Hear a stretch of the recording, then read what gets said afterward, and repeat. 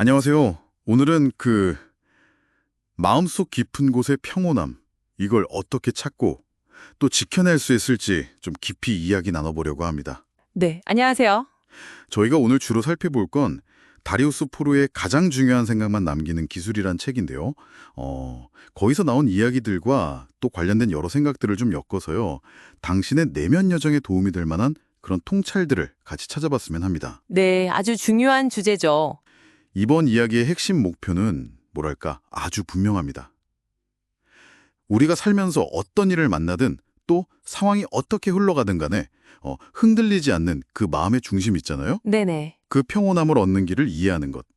이게 목표입니다. 포로는 심지어 이게 인생의 궁극적인 목표다. 이렇게까지 말하더라고요. 궁극적인 목표라 상당히 강한 표현인데요. 그렇죠. 연구 같은 걸 보면 우리가 하루에 한 6만 가지 생각을 한다고 하잖아요. 네, 엄청나죠. 이 어마어마한 생각의 소용돌이 속에서 우리가 대체 어떻게 그 고요한 중심을 찾을 수 있을까? 자, 이제 그 방법을 좀 본격적으로 탐색해 보시죠. 네, 좋습니다. 우선 포로의 메시지 중에서 가장 좀 강렬하게 와닿았던 게 이거였어요.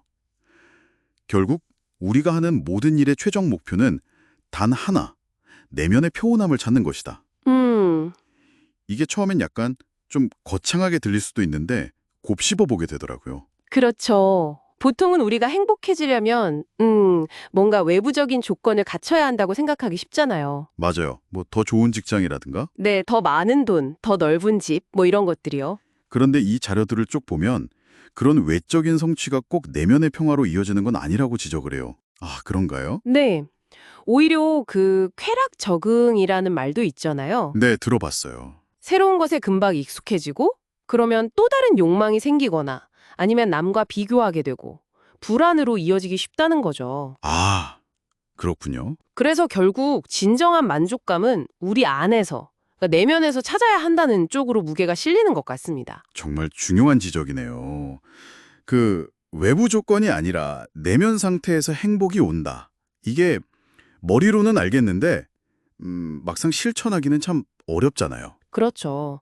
당장 눈앞의 이익이나 즐거움이 더 크게 느껴지니까요. 근데 당장 월급 오르면 기분 좋은 게 사실이니까 이 간극에 대해서 포로는 혹시 뭐라고 하나요? 뭔가 행복의 전제 조건 자체를 다시 생각해 볼 만한 그런 질문을 던지나요? 네, 그런 점들을 계속 건드리죠. 단순히 이걸 가지면 행복할 거야가 아니라 나는 무엇이 있을 때 진정으로 평화로운가? 이런 근본적인 질문을 던져보게 만드는 것 같아요.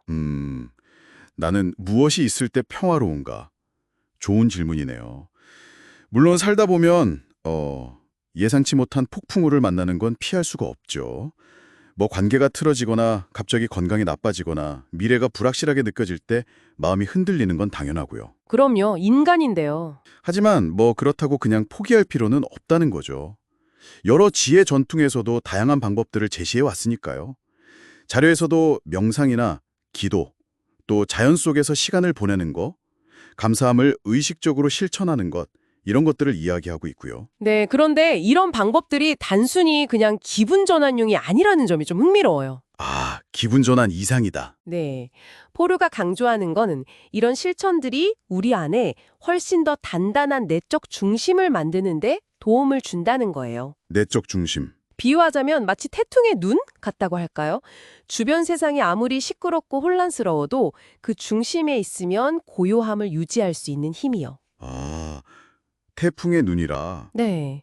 외부 자극에 그냥 즉각적으로 반응하는 대신에 한 걸음 딱 떨어져서 내면을 들여다볼 힘, 그걸 길러주는 셈이죠. 이 부분이 저는 특히 좀 인상 깊었어요.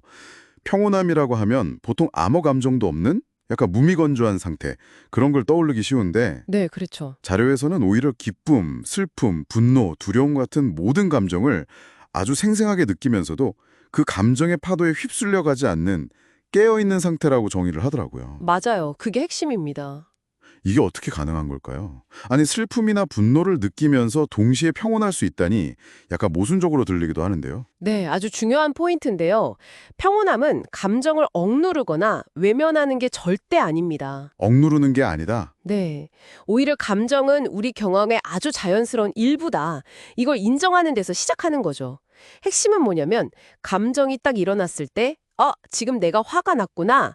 또는 슬픔이 느껴지네 하고 알아차리는 거예요. 아, 알아차리는 거. 네.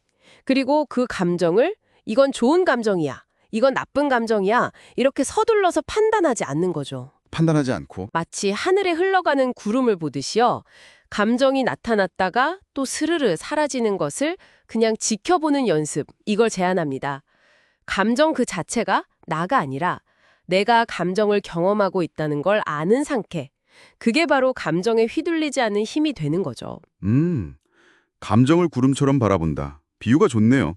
그런데 이런 내적 중심을 잡는 게 요즘 세상에선 진짜 쉽지가 않죠. 아, 그렇죠. 정말 어렵죠. 스마트폰은 뭐 끊임없이 울리고 소셜미디어에는 온통 다들 좋아 보이는 모습들만 가득하고 뉴스는 또 왜 이렇게 자극적인지. 어휴. 맞아요. 이런 외부 소음들이 정신을 너무 빼앗아가는 것 같아요.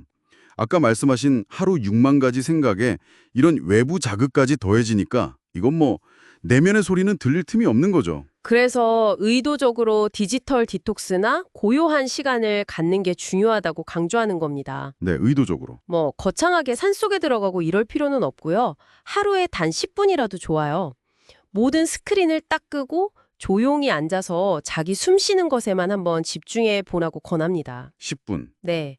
처음엔 좀 어색하고 오히려 생각이 더 많아지는 것 같을 수도 있어요. 근데 꾸준히 하다 보면 이 짧은 멈춤이 생각보다 큰 내적 공간을 만들어준다는 걸 경험할 수 있다고 해요. 외부 소음도 문제지만 사실 우리 마음 자체가 가만히 있지를 못하는 것도 큰 문제 같아요. 아, 맞아요. 마음이 늘 바쁘죠. 네.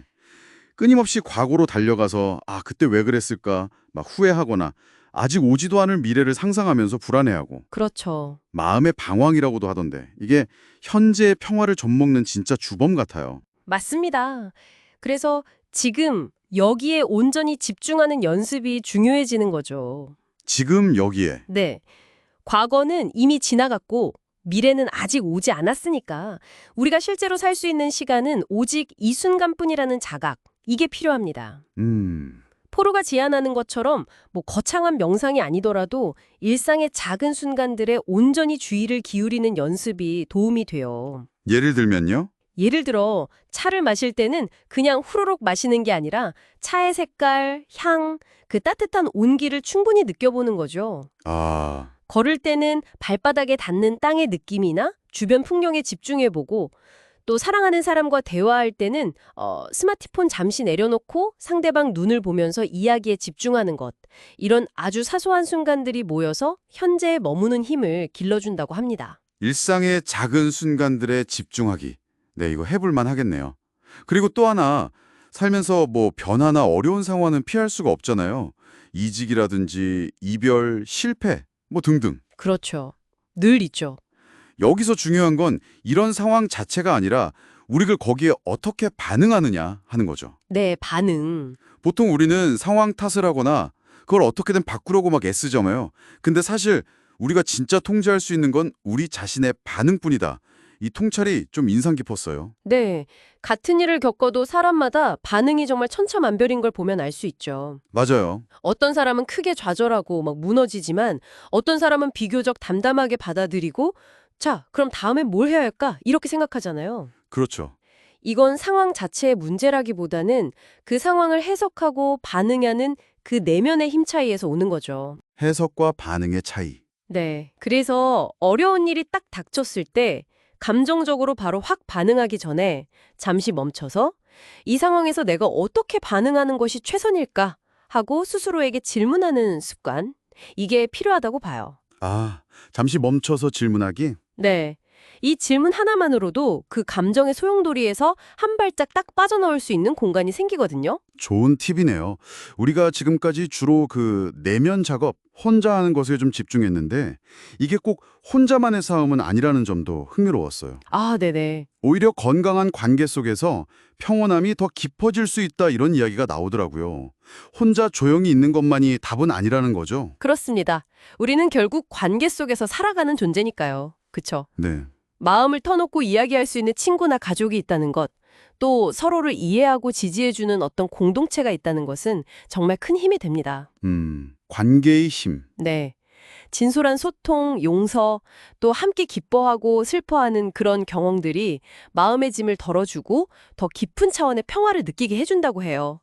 혼자 막 끌어안고 끙끙대기보다는 믿을 만한 사람에게 솔직하게 자신의 어려움을 나누는 것만으로도 큰 치유 효과가 있을 수 있습니다. 주변 사람들과의 연결이 오히려 내면의 평화를 더 단단하게 만들어줄 수도 있다. 네, 바로 그겁니다. 마지막으로 좀 기억해야 할 점은 이 내면의 평온함이라는 게 무슨 한 번 딱 깨달으면 영원히 유지되는 그런 완성품 같은 게 아니라는 거겠죠? 아, 절대 아니죠. 네. 마치 근육 키우는 것처럼 꾸준한 연습과 관심이 필요한 그런 평생의 여정이라는 느낌이 들어요. 정확합니다. 평생의 여정. 때로는 막 예전의 불안한 습관으로 돌아가는 것 같다가도 또 어떤 날은 놀랍도록 평온한 자신을 발견하기도 하면서 계속 나아가는 과정이죠. 그렇죠. 왔다 갔다 하겠죠. 네. 완벽해지려고 애쓰기보다는 넘어지더라도 다시 일어설 수 있다는 믿음을 갖고 꾸준히 자신을 돌아보는 습관, 그 자체가 중요하다고 포르는 강조합니다. 꾸준함이 중요하군요. 네. 어쩌면 오늘 하루 아주 잠깐이라도 내 마음이 지금 어떻지? 하고 스스로에게 물어보는 그 순간, 그게 바로 여정의 시작일 수 있습니다. 결국 다리우스 포르가 말했듯이 우리가 삶에서 무엇을 추구하든 그 끝에는 어쩌면 이 내면의 고유함, 이 평온함을 찾고자 하는 갈망이 있는지도 모르겠습니다. 그럴 수 있겠네요. 이 평온함은 외부 조건이 줄 수 없는 어떤 깊은 만족감을 주고 또 삶의 희로애락을 더 깊이 있게 경험하게 하고 어떤 상황에서도 나를 지켜주는 그런 든든한 닻이 되어줄 수 있겠죠? 네, 든든한 닷이라는 표현이 참 와닿네요. 오늘 저희와 나눈 이야기들을 이제 마무리하면서 당신이 계속 좀 꼽씹어 볼 만한 질문 하나를 던져드리고 싶습니다. 네. 그 분주한 일상 속에서 지금 여기에 조금 더 온전히 머무르기 위해서 오늘 당신이 당장 시도해 볼 수 있는 아주 작고 사소한 실천 한 가지는 무엇일까요? 정말 거창할 필요는 전혀 없고요. 아주 작은 거 하나라도 좋습니다. 마지막으로 저희가 살펴본 자료에는 이런 구절도 인용되어 있었습니다. 성경 요한복음 14장 27절인데요. 아, 네. 평안을 너희에게 끼치노니 너희는 마음에 근심하지도 말고 두려워하지도 말라.